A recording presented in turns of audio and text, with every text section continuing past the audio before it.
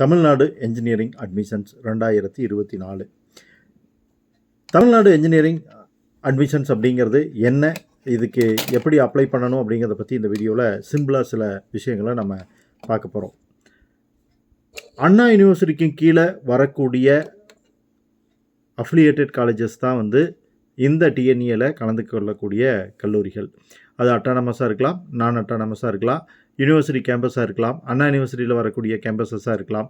இதெல்லாம் சேர்ந்து இதெல்லாத்துக்கும் இருக்கக்கூடிய 400+ கல்லூரிகளுக்கு நடக்கக்கூடிய கவுன்சிலிங். இந்த டிஎன்ஏ கவுன்சிலிங்க்கு நம்ம ஏதாச்சும் என்ட்ரன்ஸ் எக்ஸாம் எழுத வேண்டி இருக்குமா அப்படின்னு சில ஸ்டூடெண்ட்ஸ்க்கு சந்தேகம் இருக்குது. இப்போது ஆல் இண்டியா லெவலில் இருக்கக்கூடிய national institute of technology NIT, IIT மாதிரியான நிறுவனங்களில் சேரணும் அப்படின்னா ஜேஇஇ மெயின், அப்புறம் ஐஐடியில் ஜாயின் பண்ணுறதுக்கு ஜேஇஇ மெயினோடு சேர்த்து அட்வான்ஸ்டுன்னு சொல்லி என்ட்ரன்ஸ் எக்ஸாம் எழுத வேண்டியிருக்கு. இது போல் டிஎன்ஏல கலந்துக்கிறதுக்கு ஏதாவது என்ட்ரன்ஸ் எக்ஸாம் இருக்கா அப்படிங்கிற கேள்வியை பார்த்தோம் அப்படின்னா கண்டிப்பாக அப்படி எந்த விதமான என்ட்ரன்ஸ் எக்ஸாமும் கிடையாது.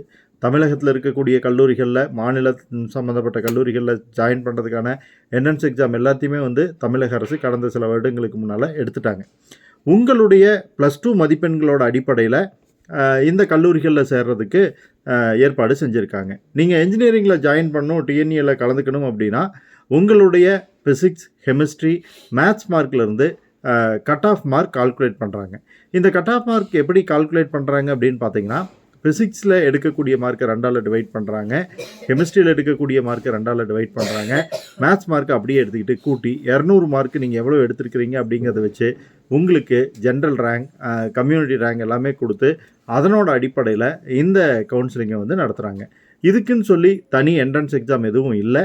நீங்கள் உங்களுடைய +2 மதிப்பெண்களை வச்சு அதுக்குன்னு எலிஜிபிலிட்டி மார்க்கெல்லாம் கொடுத்துருப்பாங்க. அதை பற்றிலாம் நம்ம பின்னாடி டீட்டெயிலாக பேச போகிறோம்.